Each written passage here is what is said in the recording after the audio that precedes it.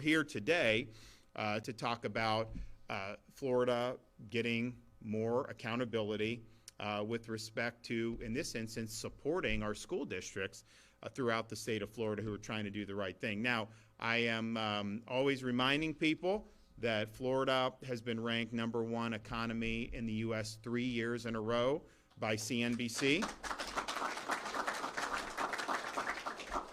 We've been ranked #1 overall for education some years. Some years we're in the top 2 or 3, 4, 5, but we're always near the top in those. We're #1 higher education, 9 straight years. #1 in education freedom, #1 for parental involvement in education, and on it goes. And we've done successful reforms like the progress monitoring. Like a lot of the students and parents and teachers got frustrated. I mean, most people acknowledge you got to have measurements. You got to know whether whether our kids are actually learning things, how schools are performing. So there's got to be some type of way to evaluate that.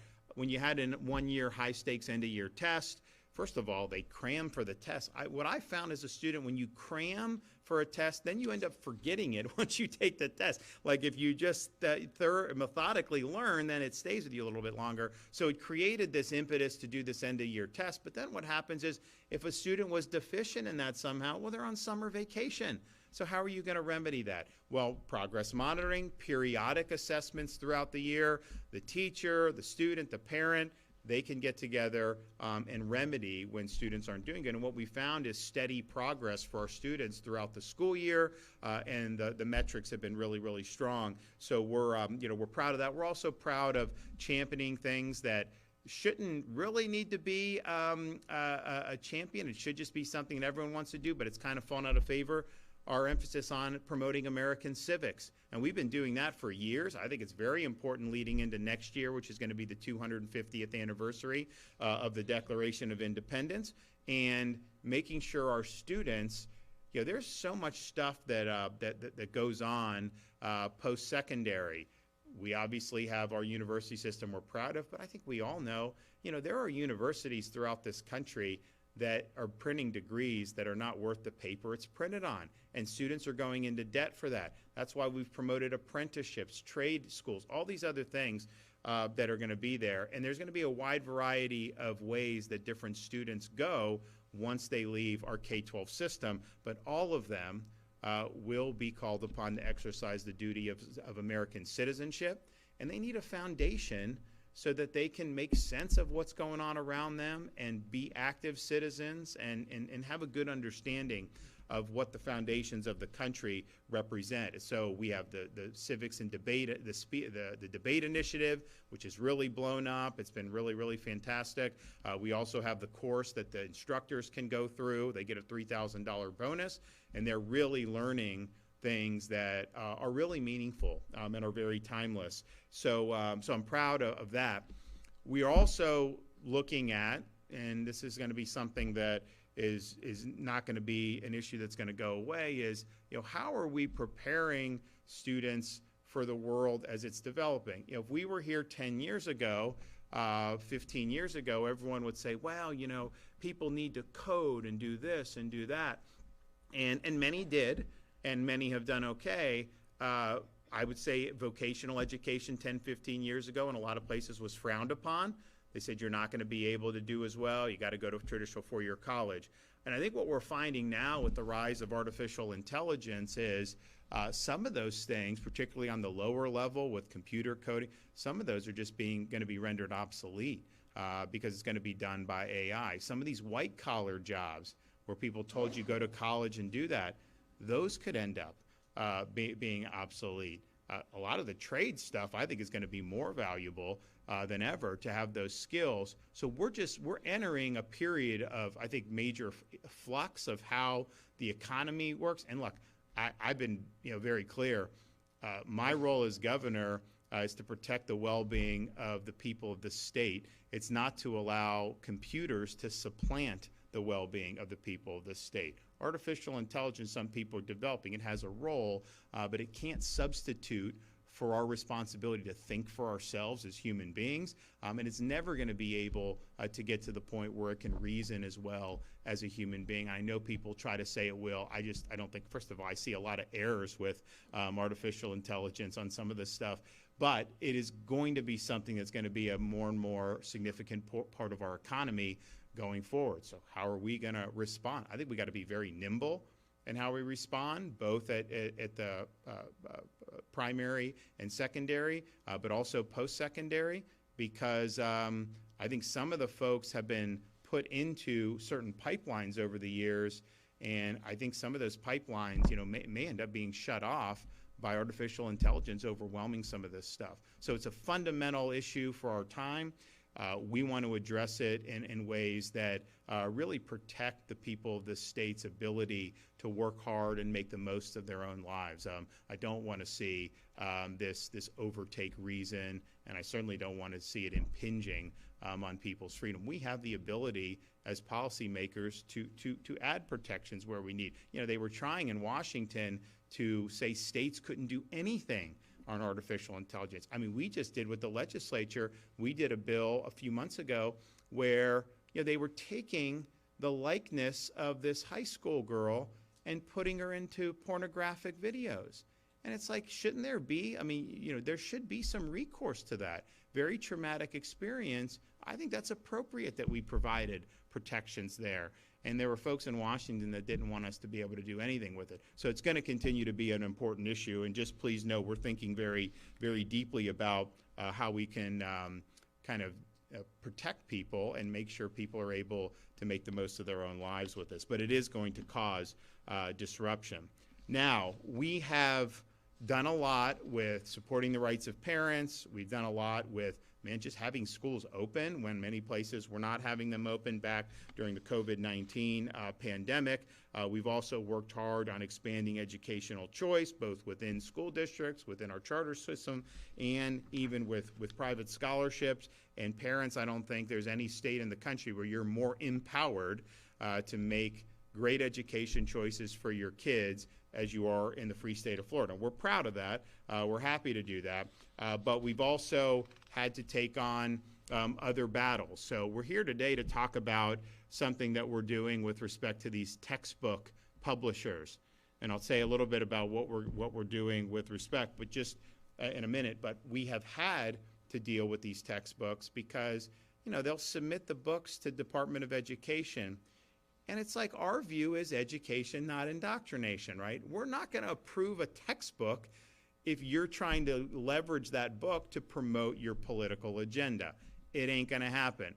And so, some books like math books, honestly, there are objections there, not as many. Social studies, it's like batten down the hatches. Like the stuff they try to cram in there, Colin Kaepernick, the rioting from 2020, partisanship, this, that, all these other things. And it's very easy for Florida, because we're such a big state, no, we're not doing that. No, we're not doing that. We want straightforward education. So we've gone back and forth with a lot of these publishers over the years. A lot of this is behind the scenes where we're objecting to their attempt to impose a narrative or to try to impose an agenda, and have insisted on having straightforward instruction in these materials. We're a big enough state that when we do that, they have to play ball with us because the orders are significant. So I think not only have we helped schools in Florida steer clear of that, but by us doing that, that has a spillover effect with a lot of smaller states. So it's been really, really important to do that. But I'll tell you, and I'm not in there parsing all this, but I will get briefed occasionally from our folks at education, and they will show me some of this stuff. And I'm just like, you've got to be kidding me. Like, how do you think that that's possibly appropriate? And when they put it into like the math and science, they don't do it as much, but when they do it, it's sometimes even more egregious that they're trying to smuggle it in for some of that stuff. So we've had to do that. Today, though, we're holding them accountable for a different reason. Today, we're announcing that we're taking action against 2 major textbook publishers that have been exploiting our school districts at the expense of our taxpayers and at the expense of our students. Through a whistleblower complaint filed with the Attorney General's office, the state of Florida has learned that some of our school districts were being overcharged by millions of dollars for these instructional materials. Florida Attorney General James Uthmeier took immediate action, and he has led the state filing a lawsuit against McGraw-Hill and Savvas Learning for violating state law and taking away valuable resources from Florida schools. When textbook publishers apply to be placed in the state's adopted textbook list, they agree in writing to automatically reduce the price of instructional materials to the district school board to match reductions that have been made in other places throughout the United States of America. And that was not being done by these two textbook companies. The complaint filed by the Attorney General states that there have been at least 5,900 instances of overcharges by these textbook publishers. One example, right here in Osceola County School District, overcharge of more than $279,000. Now, with treble damages available, not including civil penalties or the attorney's fees and court costs, that amounts to Savvas Learning having a potential liability of more than $837,000 in damages for just one textbook sold to one school district in just 1 year. Another example is one book title that was sold at a discount to Miami-Dade Public Schools, but sold at higher prices in 9 other Florida school districts. The aggregate overcharge totals more than $250,000. So this is a clear indication that Florida law was not being followed by either McGraw-Hill or Savvas Learning. The civil penalties for this alleged textbook fraud could amount to between $37.5 million and $60.5 million between the two publishers. And so this is something that's significant.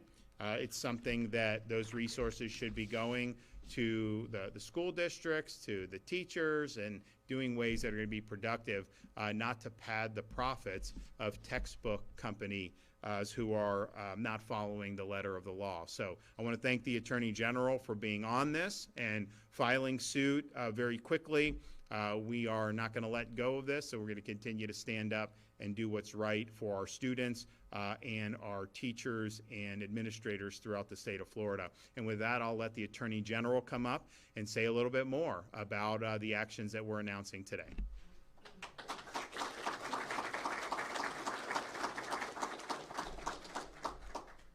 Thank you, Governor. Thanks for being here, everybody. Today is a textbook case of corporate greed.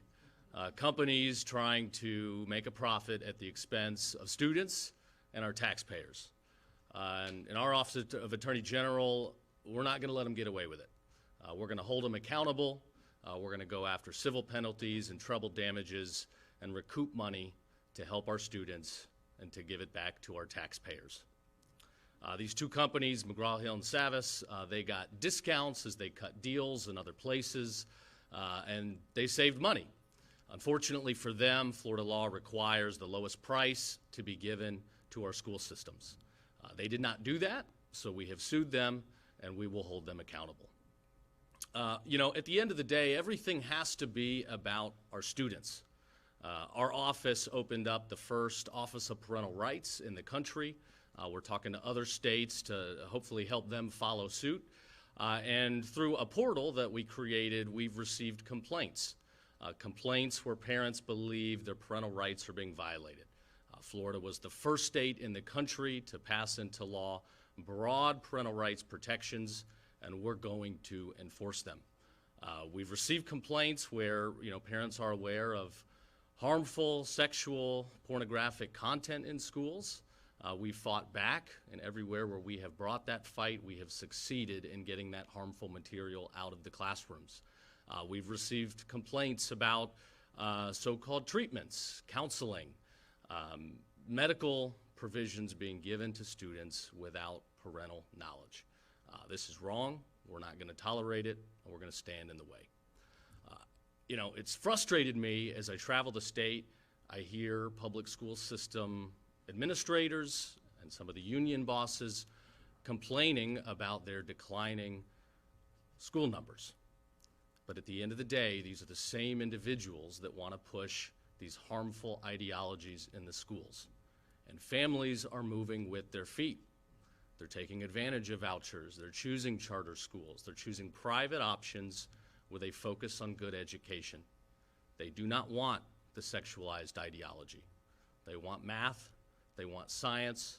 They want the basic skills. They're going to help raise their kids to be successful and good citizens. So to the public school systems, I say, I hope we can save you. I really do. But it will be because you choose education. You choose students over woke ideology. So we will continue to fight the good fight. We will go after anybody that doesn't want to put students first, because at the end of the day, students are the goal. The governor's led record funding for teachers, and that's great. We want good teachers, but again, it all goes back to the student. We want good teachers, the best teachers, to provide the best education for the students. So to textbook companies, we're going to be watching. Our office will be working with Commissioner Kamoutsas to make sure all contractors and companies are doing the best they can to help Florida students. Thank you.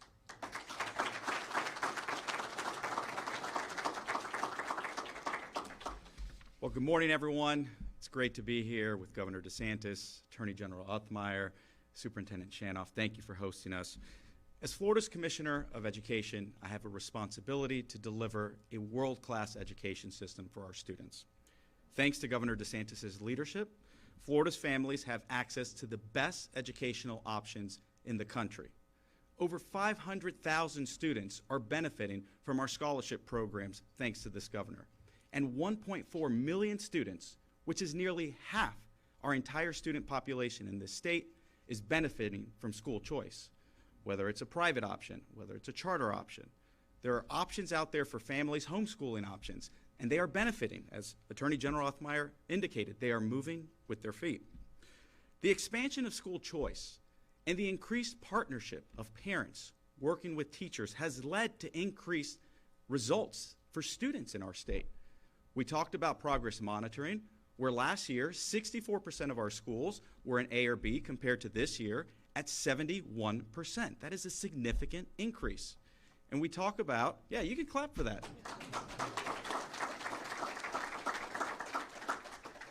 And when we talk about our DNF schools, last year we had 117 DNF schools in this state, compared to this year where we are now at 71 schools. Again, significant learning gains for our students.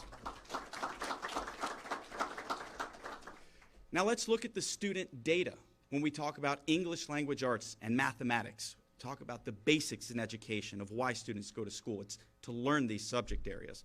Well, when progress monitoring was created in 22-23, we had 115,000 students less on grade level compared to where we're at today, which is significant. And in mathematics, it's nearly 100,000 students. So that's hundreds of thousands of students that have benefited since the inception of progress monitoring because of this governor's bold leadership. Now, in order to build on this partnership between parents and teachers and continue to provide a world-class education system, I'm committed to holding publishers accountable, whether it's in content or cost. And I'm glad that the Attorney General and the Governor share the sentiment. In Florida, we've set a high bar for the instructional materials that students use. We expect every publisher who wants to do business here to meet that bar. Now, the Governor mentioned some of the examples, and it is in fact egregious. Things like critical race theory, intersectionality, white privilege, making its way in math textbooks, science textbooks, social studies textbooks. It has no business there. And if publishers choose to add content like that in their textbooks, they will not be approved and they will not be sold in Florida schools. This is not just about content either, though. Today we're here about fairness. Florida law requires that publishers provide the same lowest price to all school districts in the state. And yet we have seen evidence that some publishers are overcharging certain districts. Every taxpayer dollar matters, and we will not allow publishers to exploit these taxpayer dollars. I, in conjunction with the Attorney General and the Governor, will hold every one of these publishers accountable on both content and costs. And if you want to provide these textbooks in Florida, you're going to follow our laws, you're going to respect our parents, and you're going to treat every school district equally. Now, Florida's teachers also deserve better. That's why we're taking the lead here in Florida in creating an English language arts curriculum beginning in the early grades. Thanks to Governor DeSantis and the legislature, this legislative session, we received a $3 million investment to build a high-quality, cost-effective curriculum tailored to our students' unique needs. This is a curriculum that will be developed in Florida for Florida students with a focus on core learning and academic integrity. Teachers will be able to rely on it to deliver essential foundational knowledge, while parents can be confident in their children receiving an education grounded in facts, not in ideology. Florida will continue to lead the nation in education, and we will continue to put students first. We will support parents, and we will hold publishers accountable to the highest standards. As Commissioner, I'm committed to ensuring that every Florida student, regardless of background, receives a high-quality education that is safe, that is rigorous, and is free from political ideology. Working together with the Governor and the Attorney General, we will continue to raise the bar for Florida education. Thank you, and God bless.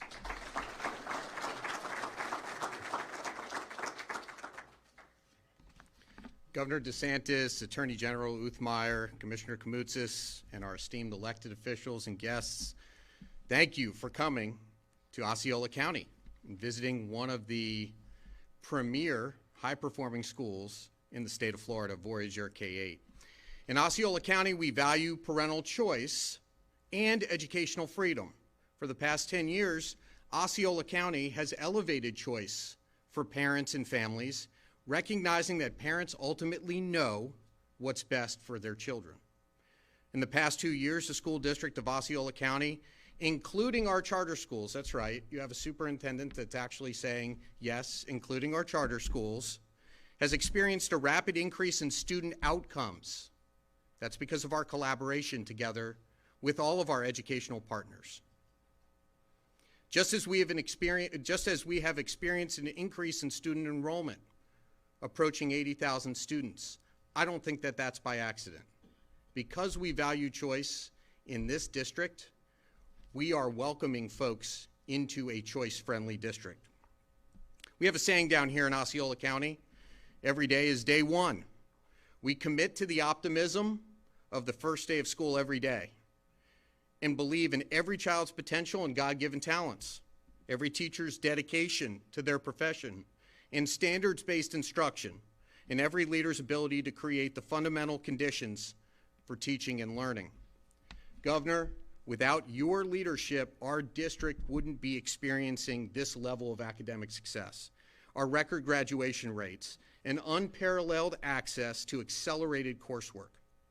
The progress monitoring assessments have been a game changer. They've allowed teachers to make informed decisions about what just-in-time interventions are necessary for student success. I'm fortunate to work with some incredible leaders in our school district and some phenomenal school board members.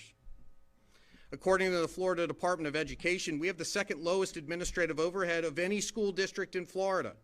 And I think we'll be #1 this year, Commissioner. We have proven that efficiency and success come from expectations and talent, not a particular program or more people. Our school principals and assistant principals and our dynamic leadership team have proven that success comes from a belief that everyone can be 1% better every day.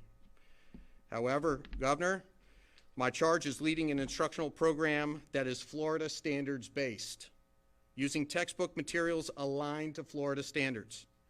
These are essential tools for our teachers and students. But we have publishing companies that are overcharging districts like mine. And because assurances of alignment to Florida standards include, despite assurances to alignment in Florida standards, they will include content that is neither appropriate nor aligned. Why are we receiving essentially the same content as New York or California? We have a robust instructional materials review process at the Department of Education, which is quite honestly the best in the country. Florida is not New York and Florida is not California. We're focused on delivering standards that don't deviate down pathways that would otherwise violate laws and standards. Our Florida standards are focused on the main thing, teaching students knowledge and skills that help them to become good citizens, employable, and pursue higher education. These billion-dollar publishing companies are making substantial profits off of districts like mine, not by giving us our own Florida materials, but the same materials as other states and just calling them aligned. Moreover, they're making massive profits off of school districts like mine, who have a responsibility to the Osceola County taxpayer to ensure their dollars are used appropriately. We have an agreed upon price that publishers are to abide by when they do business in the state with school districts like Osceola. We have clear documentation that some publishers have violated that agreement and failed to deliver materials at the price they agreed to with that state, but they forgot who they're doing business with. In Florida, you don't get to squeeze out your corporate Christmas bonuses on the backs of our taxpayers or at the mercy of our students. If you play ball in Florida schools, be prepared to play ball with the rule of law. Governor DeSantis, Attorney General Uthmeier, Commissioner Kamoutsas, thank you for standing up for the students, the school districts, and taxpayers in Florida, and for saying to the publishers, not on our watch. Thank you.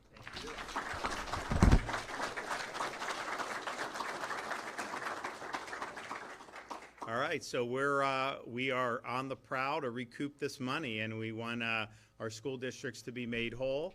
I really appreciate everyone that's been involved in this, and we are going to continue to make sure that the materials that they're trying to sell in Florida not only are sold consistent with the contract for the price, but that the material and the content is aligned with our standards. You know, I'm trying to think, like when I was taking calculus in high school, there was nothing injected but just the equations, like you just did it, right? There wasn't social justice or whatever the people try to push now. It was math, and you did it, and then you did chemistry, and you did it, and to see some of the stuff that they try to pull, yeah, look, it's not going to fly here. I mean, our guys are on it, but I think that there was one. I mean, sometimes the social studies, like middle school social studies, like almost, you know, more than half of them probably had egregious issues where they're trying to jam this stuff into the curriculum. And again, we just want straightforward education. So we'll continue to be doing that. And I'm glad everybody is enjoying the school year so far. We were happy, the kids grow up a little bit, they go to next grade, sometimes you're a little wistful, oh, they're getting older, but it's also like summer's over and you're back in school. So we were, in my household, we were happy with that. I'm not gonna lie, but I hope everybody is, enjoying the school year. I know people are working really hard. I will just say, because it's that season, we monitor different activity out off the coast of Africa or whatever, these waves. And, you had Hurricane Aaron obviously is turning. I don't think it's going to have probably any direct impact on any place in the U.S. Big storm, what have you. There are two waves that, we'll see what's out there. So just know we're monitoring. We don't anticipate there to be anything concrete that we'd be able to project probably for another few days. But this is just the time of year, and we're ready. This is something that we obviously put a lot of emphasis on. I would just love to have a couple years where we don't have to deal with one, though. Wouldn't everyone like that? So we'll see. Knock on wood. All right, we got any questions? Do you have any information about other districts in Central Florida that were overcharged in addition to Osceola County? Yeah, so we can get you that with our stuff, so we'll follow up with you on that. If the state is successful in the lawsuit, what would happen with the money? Would it go to the general fund or would it go back to the districts that were affected? I think it'd go to the districts, right? Yeah. Yep, to the districts. Last week, the federal judge struck down the parts of the law on the challenges of books in schools. What's the state's next step? Oh yeah, we'll appeal. I think we'll ultimately be vindicated on this. I mean, look, we have taxpayers are funding these schools. We have the right through elected officials to empower parents to have a say in this and to make sure that the materials align with standards. Stasi put out a photo of one of these things.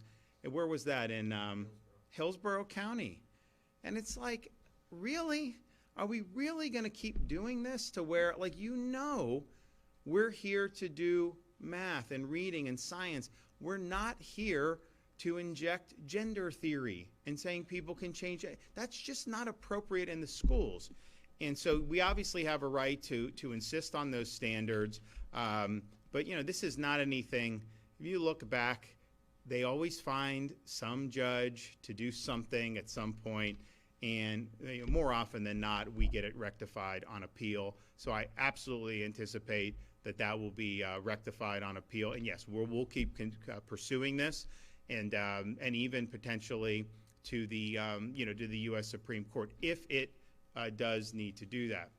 I'd also just say, the Attorney General's here and he's been involved in this. We had a challenge to our, the processing and deportation facility that we did at the Dade Collier Airport down in South Florida. Real ticky-tack case, but, I think it's pretty clear we're in front of a judge who is not going to give us a fair shake on this. And so, we're already prepared, and I know the Attorney General, they will go immediately and respond if there is any type of adverse ruling there. So this is stuff that's happened from time to time. I think it's unfortunate that you're in a situation where you'll have judges that will do some of this stuff, but we're prepared. We're always prepared. We always go to vindicate the people's rights and the policies of the state. And the beauty of it is in our system, if there's a policy that's enacted by these guys and it gets my John Hancock and it's into law, you have an election every couple years where you can elect folks that want to tweak this stuff if there's changes you want to see. It's not for a judge to impose the judge's view under the auspice of judicial. That's really political when they're just trying to override the policies that we've enacted through the normal legislative process. The president talking about eliminating vote by mail. Do you think you have the legal authority to do this, and do you think it's a little hypocritical considering? So it's interesting. So I've talked to the president because he's a Florida voter, and what he means by vote by mail, I think, just in my conversations, is the states like California and Nevada and others where they just send all these ballots out into the ether. Basically, they have a voting list which is not accurate and not caught up to speed. And then they dump all these ballots out there. So, if you're like renting an apartment in Las Vegas and you register to vote there, they'll mail you a ballot if you don't ask. And then they'll mail you a ballot for the person that rented that apartment before you. And then they'll send you a ballot for the person that rented the apartment before them. And you get these ballots just showing up. And then they do ballot harvesting where it becomes this like total fraud. So I think absolutely that should not be allowed. I think what Florida has is absentee voting effectively, where you have to request a ballot. The state of Florida and the local they are not authorized to mail anybody a ballot on their own. They can send you for absentee. And obviously, we've got snowbirds, so it's popular to have that option. Clearly, you would need some absentee for military overseas, right? So that's at a minimum, you'd need that. But I think Florida, you have to show ID to get the ballot. You have to show ID when you turn it in to verify it and put that on the thing. So this is all being checked, and there's no ballots that are just out there floating around without that. We also ban ballot harvesting in Florida. So you request a ballot, you get it, you turn it in, you're the spouse or something within reason, but you don't have these political operatives allowed to just get a satchel of votes and then just dump them off. We got rid of the drop boxes. They want to just put these drop boxes in the middle of town in different places, unattended. Like, no, we're not doing that. So we've really, I think, shown how it's done. But the mass mailing of ballots, I think, has been a huge mistake. I don't think that there are adequate safeguards on that when you start talking about the Californias and the Nevadas. And so I think it should be discontinued. And look, I would be fine, voting, on election day. Now, a lot of people like having the time to early vote or whatever, and so that's just been built into Florida's system.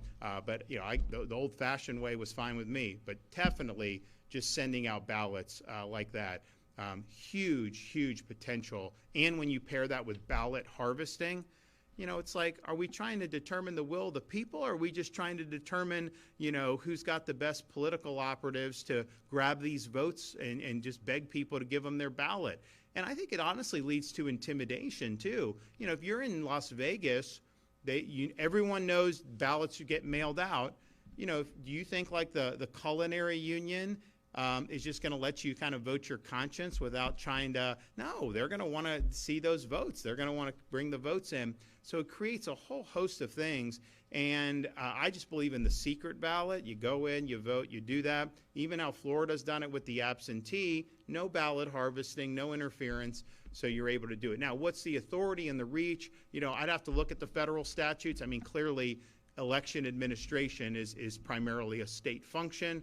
We've taken that very seriously. I mean, heck, the Attorney General can tell you, you know, he was in our administration when we did the election crimes unit, which has actually brought people to justice for violating election law, illegal aliens voting, people voting in multiple jurisdictions, people that have been convicted of homicide and sexual assault, illegally voting. And those folks have actually been brought to justice in Florida. And I think what was happening, in my judgment, was, yeah, you had laws, but it was almost like most prosecutors, the election stuff, we don't want to get involved with that. We just want to focus on this other stuff.